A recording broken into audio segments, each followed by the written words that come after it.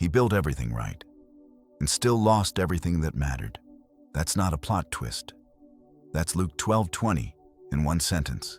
A man worked hard, saved wisely, planned ahead, did everything a responsible life is supposed to look like, and God still called him a fool. Not because his barns were full, because his soul was empty, and he never noticed the difference. Here's the uncomfortable part. Most people think Christian retirement means finally having enough to rest. The Bible tells a different story, one where a full account and an empty soul can exist in the very same life at the very same time. And here's what makes this dangerous. Nobody plans to end up like the rich man. He didn't either. He just kept saying later until later never came. So before this goes any further, one question needs to be asked honestly, not about your bank account, but about your soul. If tonight were the night, would you be found rich toward God, or just rich? If that question landed somewhere real, hit like before you keep going.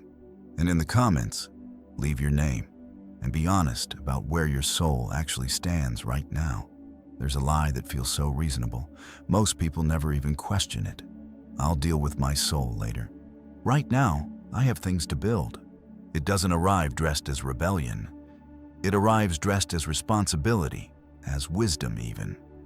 A career to grow, a house to pay off, a retirement account to fill, and somewhere in all that building, eternity quietly gets pushed to someday. That's exactly where a rich man in Luke 12:16-20 found himself. His land produced so much, he didn't even have room to store it all. Not a bad problem to have by most standards. But Jesus told this story, the rich fool parable, not to condemn the harvest. He told it to expose the timeline this man had built in his head. A timeline with no room left for God, and no room left for the one appointment nobody gets to reschedule. Here's a practical gut check worth trying tonight. Finish this sentence honestly. I'll get serious about my walk with God once Bobizana, once the mortgage is paid, once retirement kicks in, once the grandkids are grown. If that blank has an answer, that's worth sitting with, because later has a way of quietly becoming never for a lot of well-meaning people. The rich man wasn't punished for being wealthy. Bible verses about money never once say wealth itself is the problem. What caught up with him was the assumption sitting underneath his plans, the assumption that there would always be more time to get around to the soul. And that assumption is exactly where this story is about to get uncomfortably specific, starting with the barns he built to hold it all. The rich man's answer to too much abundance was simple. Tear down the small barns, build bigger ones. This is where I'll store all my grain and my goods, he said to himself. And honestly, that instinct isn't foreign to anyone. It's just wearing different clothes today. Nobody's stacking grain anymore. They're stacking retirement accounts, savings, home equity, insurance policies, modern barns, built out of spreadsheets instead of wood. None of that is wrong on its own. Planning ahead is wisdom, not sin. A 401k isn't a betrayal of faith, and neither is a paid-off house. The danger isn't in building the barn. The danger is in what the barn quietly starts to promise. When a savings account stops being a tool and starts being the thing a person's peace depends on, it's already become something Scripture warned about a long time ago. A barn doing a job only God was ever meant to do. Here's something worth doing this week. Look at whatever barn feels most important. The retirement fund, the house, the emergency savings, and ask one honest question. If this disappeared tomorrow, would my peace disappear with it? That question has a way of showing exactly where security has actually been placed. Whether Christian retirement planning has stayed a tool or quietly become an idol wearing a respectable name. The rich man never got to enjoy a single harvest from those bigger barns, not because barns are evil, but because he built his entire identity around them before he ever built anything toward eternity. And that raises the exact question this story is circling, because right after he finished building, he said 4 words to himself that turned out to be the most dangerous sentence in the whole parable. Topico 3. a frase mais perigosa. Agora posso descansar. And I'll say to myself, you have plenty of grain laid up for many years. Take life easy, eat, drink, and be merry. Mikadikis, that's the sentence that sealed the rich man's fate. Not because rest is wrong, but because he was talking to the wrong audience. He was having a full conversation about his soul's future, and God was never invited into it. Just him, his barns, and a plan that felt airtight. That sentence still gets said today. It just sounds more modern. Once this house is paid off, I can finally relax. Once retirement hits, life really starts. There's nothing wrong with looking forward to rest. Even God rested on the seventh day. The danger isn't the rest itself. The danger is believing that a full barn can guarantee it, when the only one who actually holds tomorrow never got consulted about the plan. Here's a question worth asking honestly, maybe out loud. Who am I really talking to when I plan my future? Myself or God? The rich man's whole monologue was a conversation with no one but his own reflection. A simple habit can interrupt that pattern before it takes root, ending each week with one prayer of surrender. Lord, this is what I'm planning. Show me if I've quietly left you out of it. That night, the rich man never got to eat, drink, or be merry. Luke 12:20 records something far more sobering than a bad harvest. You fool, this very night your soul is required of you. Then who will get what you have prepared for yourself? One sentence built on self-sufficiency. One night to expose what all that abundance was actually worth. And what happens next reveals something about him that no barn was ever big enough to hide. Tópico 4. Uma alma pobre dentro de uma vida cheia. Here's the part of the story that stops people cold. God never called this man wicked, cruel, or dishonest. He called him a fool, not because his barns were full, but because his soul was starving in the middle of all that abundance. A person can have a house, a healthy account, a comfortable retirement, and still carry a soul that hasn't eaten in years. Full life, empty inside.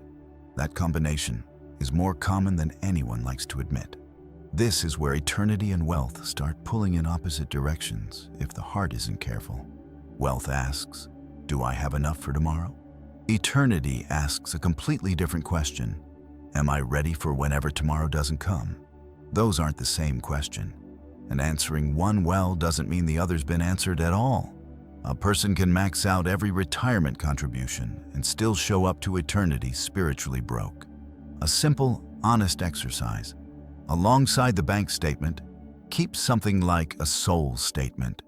Prayer, how often this month? Scripture opened or just displayed on a shelf? Time given to someone in need? Real time, not leftover time. These aren't questions to induce guilt. They're a mirror, the same way Matthew 6:21 showed that money reveals the heart. Except this time, the ledger being checked isn't financial. It's spiritual. The rich man's fields were blessed. His storage was full. His 5-year plan was solid. And still, he died a poor man. Poor in the one currency that actually followed him past the grave. That kind of poverty doesn't show up on any bank statement. Which raises an uncomfortable question worth asking next. What single word was doing all the damage in his story? Quietly, from the very first sentence he spoke. Notice something about the rich man's inner monologue. One little word keeps showing up, again and again. My crops, my barns, my grain, my goods, my soul. 6 sentences, and nearly every one of them orbits around a single word. Mine. That's not a coincidence Luke slipped in by accident. That's the whole diagnosis, hiding in plain sight. My isn't just a pronoun. It's a declaration of ownership, and ownership is a throne word. Whoever sits on that throne gets final say over decisions, direction, and trust. The rich man never once said, "The land God gave me," or "the harvest he blessed." Every sentence quietly crowned himself as the source of it all, which meant, without ever meaning to, he'd pushed God off the throne of his own story. Here's a small but revealing habit to try. For 1 week, notice how often the word my shows up in prayer, in conversation, even in private thought. My house, my savings, my plans, my time. Then try replacing just one of those with the Iya, God entrusted to me. It sounds like a small shift in language. It's actually a massive shift in who's sitting on the throne. Biblical stewardship was never about denying that anything belongs to a person. It's about remembering who it was borrowed from in the first place. The rich man's tragedy wasn't that he had much. It's that much became mine so completely. There was no room left on the throne for anyone else, not even for the one who was about to require his soul that very night and ask what he'd actually done with everything he called his own. Continuando no mesmo ritmo. Tópico 6. O legado que fica quando a alma é chamada. Then, who will get what you have prepared for yourself? That's the question God asked the rich man the moment his soul was required. And it's one of the most piercing questions in all of Scripture, because it exposes something nobody likes to think about. Everything built for myself eventually becomes someone else's. The house gets sold. The account gets divided. The barns get emptied by hands that never once broke a sweat filling them. That's not a reason to stop planning or stop working hard. Proverbs speaks well of the one who leaves an inheritance for their children's children. The problem isn't leaving something behind. The problem is spending an entire life building something that only lasts as long as this world does, while leaving nothing that survives past it. A person can hand down a house and completely forget to hand down a faith. Here's a conversation worth having before it's too late to have it. Sit down with the people who matter most and ask, what do I actually want to leave behind? Beyond the will, beyond the property. Maybe it's a habit of prayer they watched every morning. Maybe it's a story about a hard season faced with trust instead of panic. That kind of inheritance doesn't need a lawyer. It needs a life someone was actually paying attention to. The rich man's barns outlived him by maybe a season, filled and emptied by people who likely never knew his name. But a legacy built on faith doesn't get emptied that easily. It gets planted in someone else's life and keeps bearing fruit long after the one who planted it is gone. Which leads to the only question that actually matters once the barns are full and the years are running short. What does it even mean to be rich when it's God doing the counting? Tópico 7. Ser rico para com Deus antes que a noite chegue. Luke 12:21 closes the parable with a sentence that reframes everything. This is how it will be with whoever stores up things for themselves, but is not rich toward God. Not poor, not careless, just misdirected, pouring an entire life into one kind of wealth while leaving the far more important kind completely unattended. Rich toward the world, bankrupt toward God. That's the diagnosis no bank statement will ever show. Being rich toward God isn't complicated, even if it's not easy. It looks like trust that doesn't wait for the safe moment to show up.